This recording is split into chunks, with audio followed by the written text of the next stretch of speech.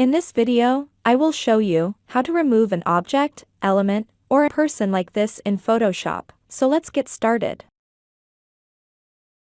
First, let's make a duplicate of the image, Ctrl+J in Windows, and Command+J in Mac.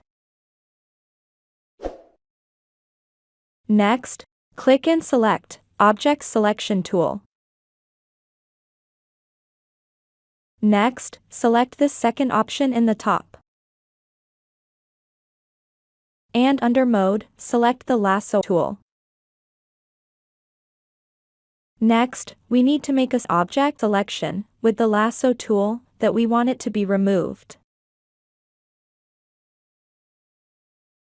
Next, we need to click Select in the top menu. And next click Modify to expand the selection by about 7 pixels. Next, we need to select Edit tab in the top. And again click Fill option in the drop-down menu.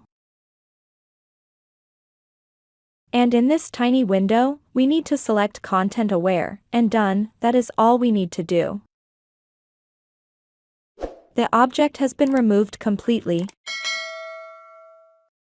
We can remove this shadow by repeating the process again.